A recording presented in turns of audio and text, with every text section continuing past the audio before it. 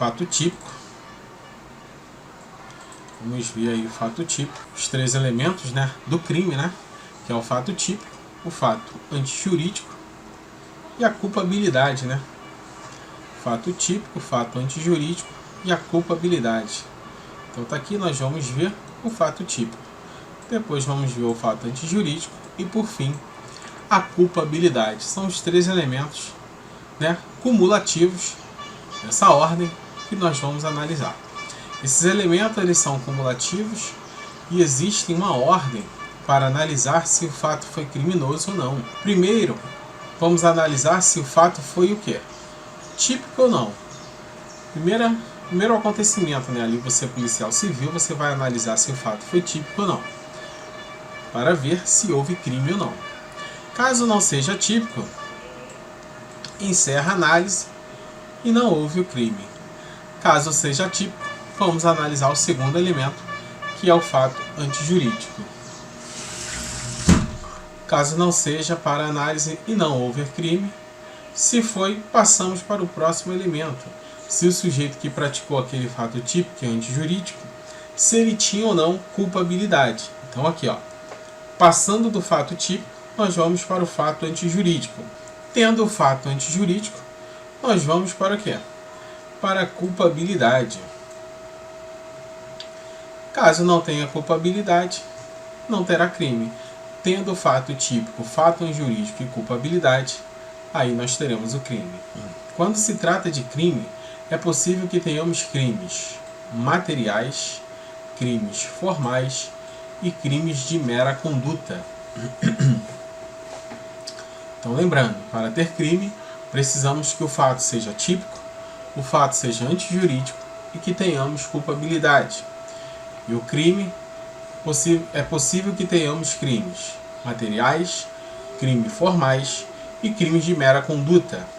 No que tange aos crimes materiais, para que exista o fato típico, é necessário constar os 4 elementos, ou seja, o fato típico no crime material existe 4 elementos. Então aqui, ó, o fato típico no crime material, ele existe 4 elementos que nós vamos ver: a conduta penalmente relevante, o resultado, o nexo causal e a tipicidade. Então, dentro do fato jurídico, né, nós temos o fato jurídico, o fato antijurídico e a culpabilidade. Analisando o fato típico, crimes materiais, formais e de mera conduta. Então, em relação ao crime material no fato típico, nós vamos ter o quê? 4 elementos. Ou seja, a conduta, ela é penalmente relevante? Vamos ver o resultado, o nexo causal e a tipicidade. Então, em relação aos crimes formais e aos crimes de mera conduta, para que exista o fato típico, é necessário constar a existência desses 2 elementos. Então, nós temos aqui, né? Então, em relação aos crimes materiais, para existir o fato típico, nós precisamos de conduta penalmente relevante, do resultado, do nexo causal e da tipicidade. Em relação aos crimes formais e os crimes de mera conduta, para que exista fato típico, é necessário constar 2 elementos: a conduta penalmente relevante e a tipicidade. Beleza? Estudaremos os conceitos de crimes materiais, formais e de mera conduta quando chegarmos ao estudo do resultado. Jabá atirou em Cajá. Então vamos dar um exemplo aqui, né? Jabá pegou a arma, atirou no Cajá, na intenção de matar. Então você vê, né, que Jabá, ele tinha intenção de matar Cajá. Cajá levou um tiro e morreu. Então aqui nesse exemplo, Jabá atirar em Cajá foi o quê? Foi a conduta dele, né? Qual foi a conduta de Jabá? Atirou no Cajá. E a morte? A morte de Cajá foi o quê? Foi o resultado. Então nós temos a conduta e o resultado. Qual foi a conduta? Que Jabá atirou em Cajá. E o resultado? A morte. A morte de Cajá se deu pela conduta de Jabá. Então houve o quê? Houve um nexo de causalidade. Então tá aqui, ó. Pela conduta de Jabá, então houve um nexo de causalidade, né? A morte de Cajá se deu pela conduta de Jabá. Então houve um nexo de causalidade. O nexo de causalidade ali, né? Houve uma causa, um nexo causal. E a conduta de matar alguém está prevista em lei como tipo penal. Se está prevista em lei como tipo penal, logo houve o quê? Tipicidade, né? A conduta de matar alguém está prevista em lei como tipo penal. Logo houve a tipicidade. Então nós temos aí os 4 elementos para termos o fato típico no crime material. Um exemplo bem simples para verificar os 4 elementos do crime material. A conduta é o ponto de partida para o crime. Então nós temos a conduta, nós temos o resultado, o nexo causal e a tipicidade. A conduta, né? Que foi o quê? Jabá atirou em Cajá. Nós temos o resultado, que foi a morte de Cajá. O nexo causal, né? Que a morte de Cajá se deu pela conduta de Jabá. E nós temos a tipicidade, que a conduta ela está prevista em lei como tipo penal. Tranquilo, né?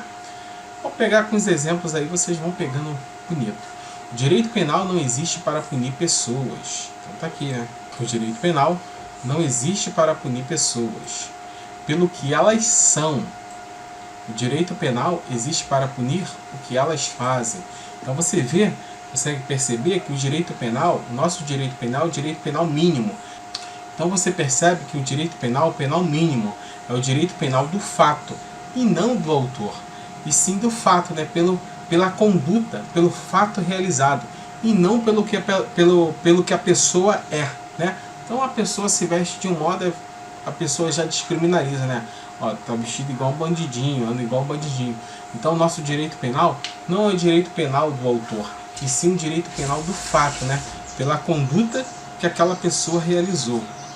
Se o Estado vai punir Jabá com o direito penal, não vai punir Jabá por ser Jabá, e sim pela conduta realizada por ele, proibida pelo direito penal. É o direito penal do fato. Então tá aqui, ó. Direito penal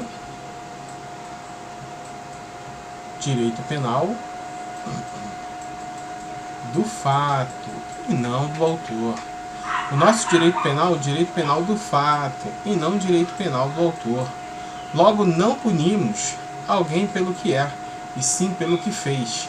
A conduta realizada sendo proibida pela lei penal. Para todos os tipos penais, nada mais são que descrição de condutas.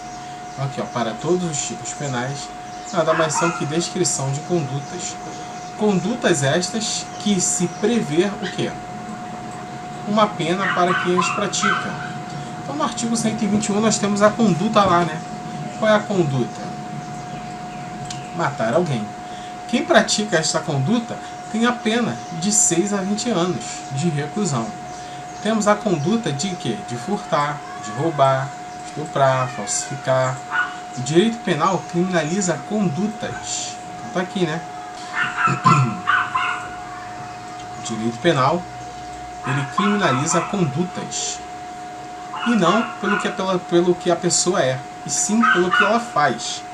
Ação não é o sinônimo de conduta, e sim uma espécie de conduta. Logo, nós temos que a conduta pode ser por ação ou por omissão. Então aqui, ó, a conduta ela pode ser tanto por ação quanto por omissão. Não é toda e qualquer conduta que irá interessar o direito penal. Então não é toda e qualquer conduta que vai interessar o direito penal. Então, o cara fez uma conduta ali, né? Não é que ele fez aquela conduta que vai interessar para o direito penal. Precisa avaliar se está tipificado, né, no ordenamento jurídico do direito penal. Se é relevante para que o direito penal puna aquele indivíduo por aquela conduta. Pelas condutas que sejam penalmente relevantes. Então a conduta, ela precisa ser o quê? Penalmente relevante, né? Quando nenhum outro ramo do direito possa solucionar. Então tá aqui, né? Toda qualquer conduta, ela não vai interessar para o direito penal. Não é toda e qualquer conduta que vai interessar para o direito penal. Em si, aquelas penalmente relevantes. A conduta penalmente relevante necessita ser em ordem de aferição humana, voluntária, dolosa ou culposa. Então tá aqui, importante, né? A conduta penalmente relevante, ela necessita ser em ordem de aferição: humana, voluntária, dolosa ou culposa. Então a humana, tanto na análise objetiva de conduta, é uma análise objetiva de conduta. Voluntária, análise objetiva de conduta. Dolosa ou culposa, nós temos análise subjetiva de conduta. Então vamos destrinchar a conduta penalmente relevante. Dos 4 elementos, a conduta é o primeiro elemento. Lembra lá? Conduta penalmente relevante, resultado, nexo causal e a tipicidade. São os 4 elementos para ver se há fato típico no crime material.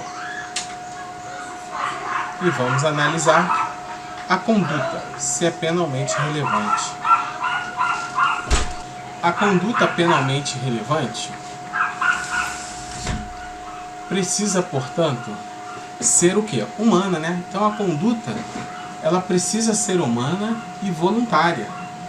Então a conduta, para ela ser penalmente relevante, ela precisa ser humana e voluntária. As duas coisas ao mesmo tempo. A conduta não foi humana, foi praticada por um animal. Não há crime. A conduta foi involuntária, não foi voluntária, né? Questão de voluntariedade, né? Em relação a... Acontece muito em filme, né? Quando a pessoa, né? Um cara tá armado, né? Coloca a arma na cabeça de alguém, né? Bota a arma na mão de uma pessoa, né? E faz a força ali para a pessoa, né, poder atirar em alguém. Essa conduta não é voluntária, porque uma outra pessoa, um terceiro, está pegando na mão do outro com a pistola e está forçando para que atire em outra pessoa. Então você vê que a conduta não é voluntária. Beleza? Então as duas coisas ao mesmo tempo, na análise objetiva. E precisa ser também dolosa ou culposa, uma coisa ou outra, né? Na análise subjetiva. Então você percebe que a dolosa ou culposa é uma análise subjetiva. Se a conduta for humana e não for voluntária, não interessa para o direito penal. Porque se não for voluntária, não há crime. Assim podemos ter uma conduta penalmente relevante, humana, voluntária e dolosa, e podemos ter uma conduta penalmente relevante, humana, voluntária e culposa. Podemos ter humana, voluntária e dolosa, quando há intenção de fazer, humana, voluntária e culposa, quando não tem a intenção de fazer. Perceba, não é possível uma conduta penalmente relevante ser ao mesmo tempo dolosa e culposa. Ou é dolosa ou é culposa. A conduta penalmente relevante, seja dolosa ou culposa, sempre terá que ser o quê? Humana e voluntária. Então, a conduta ser dolosa ou culposa, ela sempre terá que ser humana e voluntária. Então você segue a ordem, né? A conduta é humana? Beleza, ela é humana. Então, partimos para o próximo item. A conduta é voluntária? É voluntária. Porque se ela for involuntária, eu já nem vou mais para o próximo índice, se é dolosa ou culposa. Porque se ela não é voluntária, então vê que uma depende da outra. E para ser dolosa, para ela ser dolosa ou culposa, anteriormente ela precisa ser humana e voluntária. Beleza? Para ver a conduta penalmente relevante, precisamos ter o aspecto objetivo. Então aqui, para ver uma conduta penalmente relevante, precisamos ter o aspecto objetivo, mais o aspecto subjetivo, né? Para ver o aspecto objetivo, é necessário haver ao mesmo tempo a conduta o quê? Humana e voluntária. Então, para ver a conduta penalmente relevante, precisamos ter o aspecto objetivo mais o aspecto subjetivo. Porque o aspecto objetivo, ele está na conduta humana e na conduta voluntária.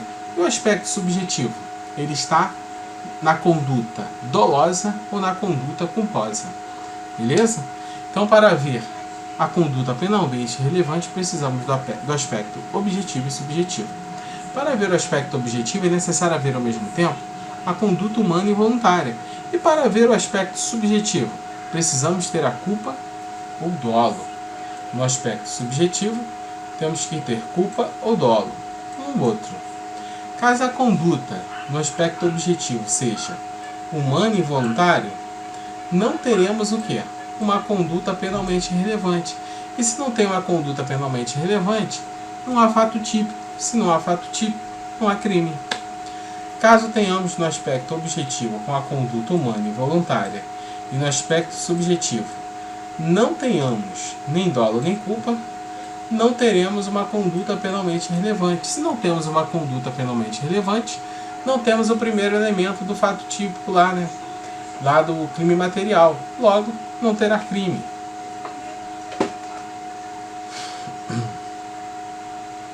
Então tá aqui, né? Conduta penalmente relevante, né? Que é o primeiro elemento para ter o fato típico no crime material. Então, temos aqui o aspecto objetivo e o aspecto subjetivo. Para ver o aspecto objetivo, precisamos que a conduta seja humana e voluntária. E para ver no aspecto subjetivo, precisamos ter dolo e culpa. Quando a pessoa tem um dolo, é porque ela tem a intenção de cometer, o crime. E na culpa, a pessoa não tem a intenção de cometer o crime. Fácil, né? Vamos entender quando é que a conduta ela é humana e voluntária. E depois, quando há dolo e culpa. Então vamos seguindo aí o barco. Espero que vocês estejam pegando. Caso não esteja, só voltar ao vídeo, que é tranquilo. Vamos lá, conduta humana. Vamos entender por conduta humana. No que tange a conduta, necessita ser o quê? Humana. Temos isso como regra. Existe conduta, uma exceção na qual prevista está a possibilidade da pessoa jurídica cometer um crime ambiental. Então, cometer crime ambiental é a pessoa jurídica. Então, não foi um humano, foi a pessoa jurídica. Então, existe, contudo, uma exceção na qual prevista a possibilidade da pessoa jurídica cometer crime ambiental. Então, a pessoa jurídica, ela só comete crime ambiental. Beleza? É uma exceção de uma pessoa que não seja física, pessoa jurídica, cometer um tipo de crime. Somente crime ambiental. Natureza animal. Natureza, não cometem crime. A exceção é para empresas jurídicas, onde cometerem crimes, somente o crime ambiental. Artigo 225 da Constituição nos diz o seguinte: todos têm direito ao meio ambiente ecologicamente equilibrado. Todos têm direito ao meio ambiente ecologicamente equilibrado, bem de uso comum do povo e essencial à sadia qualidade de vida, impondo-se ao poder público e à coletividade o dever de defendê-lo e preservá-lo para as presentes e futuras gerações. Parágrafo 3º. As condutas e atividades consideradas lesivas ao meio ambiente sujeitarão os infratores, pessoas físicas ou jurídicas, às sanções penais e administrativas, independentemente da obrigação de reparar os danos causados. Você vê aí, né, que as condutas e atividades consideradas lesivas ao meio ambiente sujeitarão os infratores o quê? Tanto a pessoa física ou jurídica, sanções penais e administrativas também. Beleza?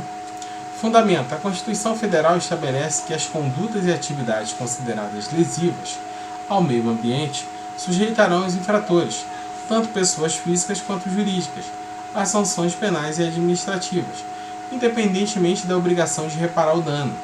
Esse dispositivo foi regulamentado pela Lei 9.605, que concretizou a possibilidade de responsabilização penal da pessoa jurídica que cometa crime contra o meio ambiente.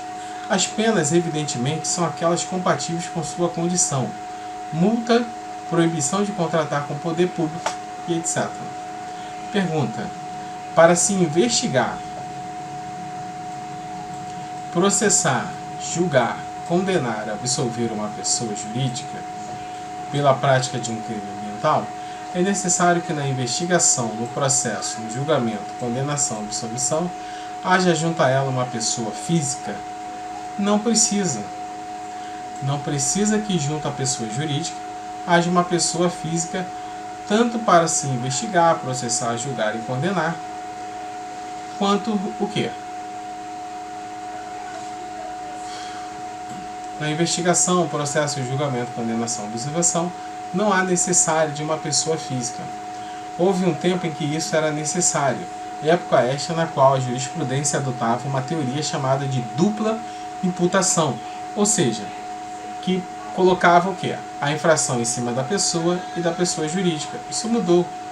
Hoje vigora o que chamamos quanto a isso de responsabilidade apartada. Responsabilidade apartada. Hoje o entendimento é ser possível a pessoa jurídica seja acusada e condenada sozinha de crime ambiental. Antes, era dupla imputação. O quê? Imputava o crime tanto a pessoa jurídica quanto aquela pessoa que fazia aquele M ali. Hoje em dia não. Adotamos a responsabilidade apartada. Né? Hoje o entendimento é ser possível a pessoa jurídica seja acusada e condenada sozinha pelo crime ambiental. Mas nada impede que seja condenada com as pessoas físicas, né?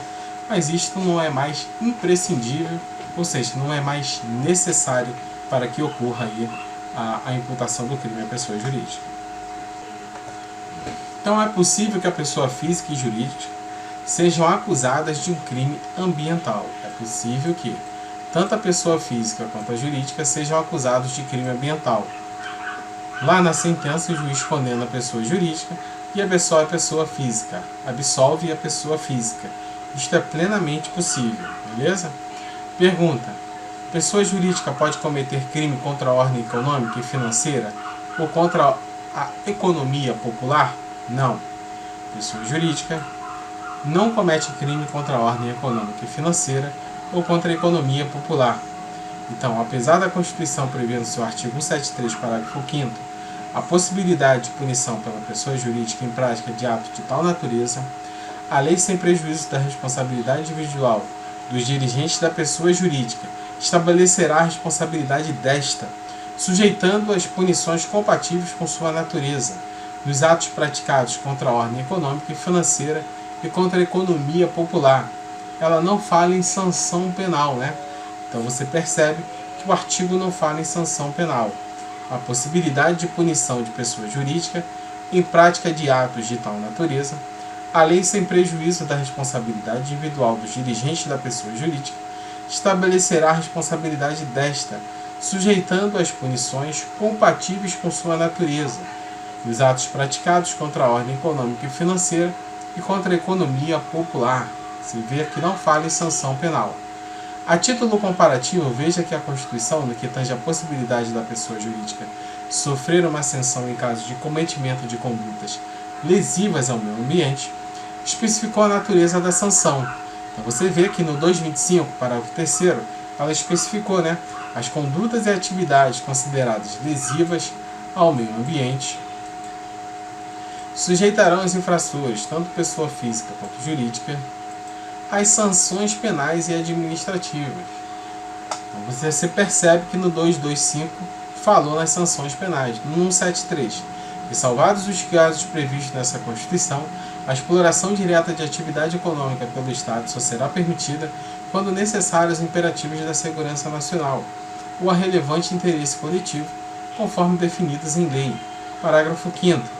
A lei, sem prejuízo da responsabilidade individual dos dirigentes da pessoa jurídica, estabelecerá a responsabilidade desta, sujeitando-os às punições compatíveis com sua natureza, nos atos praticados contra a ordem econômica e financeira, contra a economia popular. Aqui na ordem econômica não se fala em sanção penal, como fala lá no 225, parágrafo 3º, no crime ambiental. Então, conduta voluntária. Ocorre quando o movimento corporal, conduta voluntária. Então nós vimos lá, né, a exceção da pessoa jurídica também cometeu o crime, que comete só o crime ambiental. Conduta voluntária. Ocorre quando o movimento corporal, ação ou inação corporal, a omissão, acontece tendo o agente total controle sobre a ação ou omissão realizada. Ocorre quando o movimento corporal, a ação, ou a inação corporal, a omissão, acontece tendo o agente o total controle sobre a ação ou omissão realizada.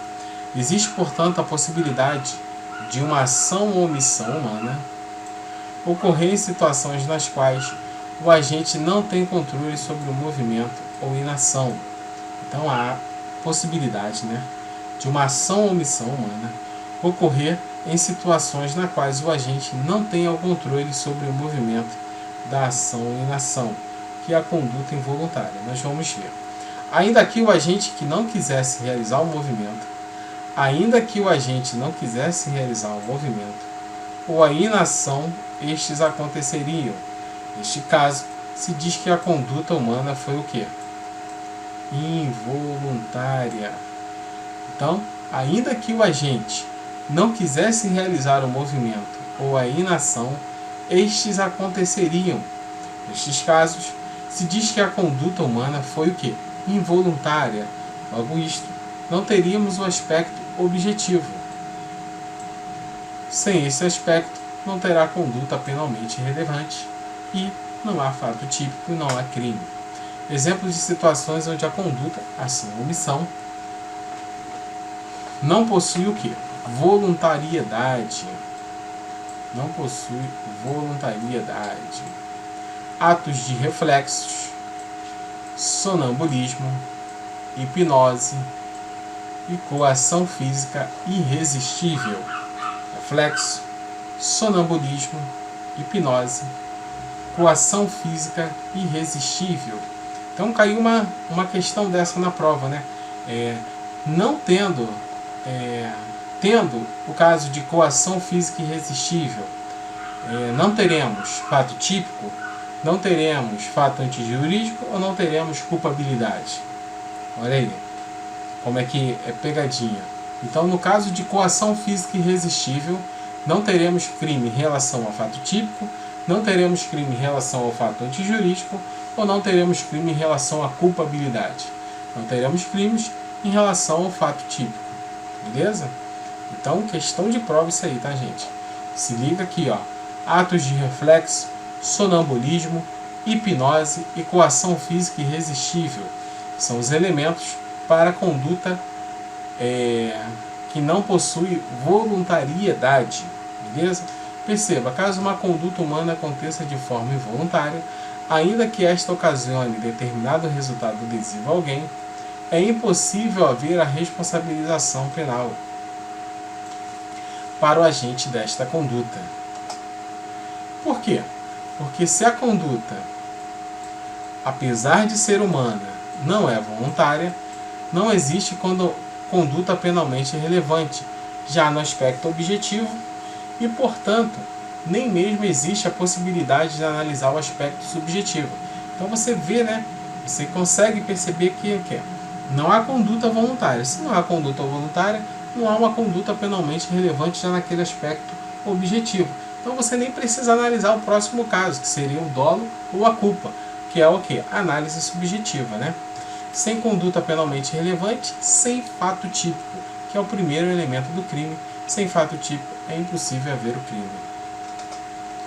Ato reflexo é diferente de ato em curto-circuito.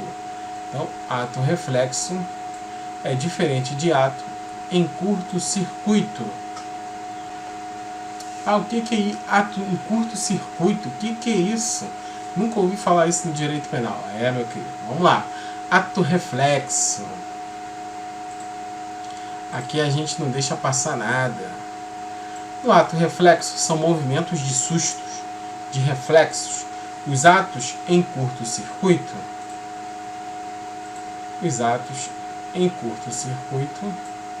Por outro lado, são atos de ímpetos, Se alguém provoca fulano com raiva, dá um soco em um ato em curto-circuito, Que é aquele ato ali que o cara tá, já o que é? Com o sangue já circulando, Já na veia, Um movimento de ímpeto, Fulano com raiva dá um soco em alguém, é um ato em curto-circuito, Um movimento de ímpeto, Então o ato reflexo, ele é o quê? Ele é involuntário. O ato reflexo é um ato involuntário para fins de efeitos penais. E já o ato em curto-circuito? é considerado um movimento voluntário. Então, mesmo que seja um ato em curto-circuito, ele é um ato voluntário, porque o cara subiu a cabeça, o sangue, né? O cara ficou nervoso e deu um soco ali na pessoa. Vamos ter um ato voluntário. O ato reflexo, às vezes a pessoa, né, por um reflexo ou um susto, vai, faz assim, ó, e sem querer bate na pessoa. Então é um ato reflexo, né? É um ato de susto, de reflexo. E o ato voluntário? Por que o ato em curto-circuito é um ato voluntário? Porque a pessoa, ela consegue frear, né? Ela consegue ter o domínio próprio para não realizar esse ato. Ah, Ulisses, tem que ter muito sangue frio mesmo. Domínio próprio, né? Então a pessoa consegue frear esse ato, né? Ela coloca ali na mente, eu não vou fazer isso, eu não vou fazer isso. Então tá aí, né? Uma questãozinha aí, né? Nas ações em curto-circuito, e nos atos reflexos, inexiste o quê? Conduta por ausência de voluntariedade. Errado, né? Porque nas ações de curto-circuito, existe uma conduta o quê? Uma conduta voluntária, né? Então, o movimento reflexo, a hipnose, o sonambulismo não afastam a conduta. Gabarito errado, né? Porque o movimento reflexo, a hipnose e o sonambulismo afastam sim a conduta. Logo, está errado aí a próxima questão. Mévio sofre de sonambulismo e seus ataques são frequentes. Em determinada noite, durante esses ataques, Mévio se levanta, dirige-se ao exterior de sua casa e, tendo um espasmo, acaba empurrando Adolfo de um penhasco, que avizinha a residência de ambos. Adolfo falostra em virtude das lesões decorrentes da queda.